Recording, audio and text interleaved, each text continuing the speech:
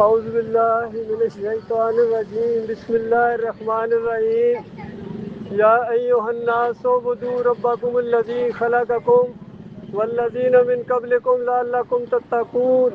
میرے پیارے قومی بھائیوں، یاد دہانی کے طور پر اللہ کی کتاب کی ایک آیت پڑھی ہے کہ مالک نے ہم سب کو اپنی بندگی کے لیے پیدا کیا۔ یہ زمین جس پر بیٹھے ہوئے ہو یہ اللہ نے بنائی ہے، یہ پھول جو آپ دیکھ رہے ہیں یہ اللہ نے بنائے ہیں، ہوا اللہ چلا رہا ہے، درختوں کو اللہ نے بنایا ہے، سبزیاں پھل فروٹ جتنا کھاتے ہو، صبح ناشتے سے لے کر دوپہر کے کھانے اور پھر رات سونے تک سارے احسانات اللہ کے ہیں۔ اس مالک نے ہم سے صرف ایک مطالبہ کیا ہے، فَلَا تَجْعَلُوا لِلَّهِ أَنْدَادًا وَأَنْتُمْ تَعْلَمُونَ، کہ دیکھنا اللہ کے ساتھ کسی کو شریک نہ ٹھہرانا، اللہ کے برابر کسی کو نہ کرنا، یہ نہ کہنا کہ اللہ نے دیا ہو تو کسی اور نے دیا ہے۔ اللہ روزی دیتا ہے تو وہی داتا ہے، اللہ مشکلوں کو حل کرتا ہے تو پھر وہی مشکل کشا ہے۔ کوئی تعویذ گنڈا، کوئی امام زامن آپ کی مشکل مصیبت کو دور نہیں کر سکتا ہے، یاد رکھنا وہ اللہ ہے، آپ کا رب ہے۔ آپ کا رب کہتا ہے قال ربکم ادعونی استجب لکم، تمہارے رب کی بات پیش کر رہا ہوں۔ مالک فرماتا ہے مجھے پکارو، یعنی مشکل مصیبت ہے یا اللہ مدد کہو، یا اللہ خیر کہو۔ استجب لکم، مالک فرماتا ہے میں جواب دیتا ہوں، فیصلہ صادر کرتا ہوں۔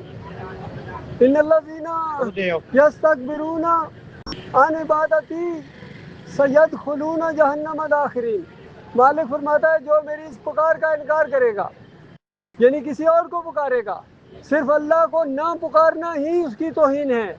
ناراض ہوتا ہے اللہ ایسے لوگوں سے جو اللہ کو نہیں پکارتے ہیں، حدیث میں آتا ہے، اور خوش ہوتا ہے جو اللہ سے مانگتے ہیں۔ تو اللہ کو نہ پکارنا ہی اللہ ناراض ہوتا ہے، تو کسی اور کو پکارو گے تو کتنا زیادہ ناراض ہوگا۔ اسی لیے کہا ان الشرک لظلم عظیم، شرک سب سے بڑا ظلم ہے۔ دیکھو پہلی سورت کے اندر ہر رکعت کے اندر پڑھتے ہو اللہ کی حمد و ثنا، پھر ایاک نعبد و ایاک نستعین، اے اللہ تیری عبادت کرتا ہوں، اے اللہ تجھ سے مدد مانگتا ہوں۔ تو اسی نماز کو فارغ ہونے کے بعد، اسی نماز سے فارغ ہونے کے بعد پھر یا علی مدد کہنا، یا رسول مدد کہنا، کسی اور کو پکارنا، اللہ کے نیک بندوں کو پکارنا شرک ہے۔ اللہ کے نیک بندوں کے راستے پر چلنا ہے، ان کی بات ماننی ہے، ان کی تعلیمات پر عمل کرنا ہے۔ وہ سچ بولتے تھے، اب سچ بولیں، آپ ان کے راستے پر ہیں۔ وہ صلوات پڑھتے تھے، نماز پڑھتے تھے، آپ نماز پڑھیں۔ آپ روزے رکھیں اللہ کے لیے، آپ قربانیاں دیں اللہ کے لیے، یہ ان کا راستہ ہے، اللہ کی عبادت ہے۔ لیکن بتوں کے سامنے چڑھاوے چڑھائیں گے، مزاروں کے سامنے چڑھاوے چڑھائیں گے، پھر یہ ان کی بندگی ہے۔ اس چیز کو ناقابل معافی جرم قرار دیا گیا ہے۔ اللہ تعالیٰ سے دعا ہے اپنے لیے بھی، آپ بھائیوں کے لیے، جہاں جہاں تک یہ آواز پہنچے، کہ تمہارے اپنے مالک کی بات ہے، تمہارے اپنے آخری رسول محمد صلی اللہ علیہ وآلہ وسلم کی بات ہے۔ نبی علیہ السلام نے فرمایا قبروں کو کچا رکھو، ان کے اوپر عمارت نہ بنے، گنبد نہ بنے، عرس اور میلے نہ ہوں، مجاور بن کر نہ بیٹھو۔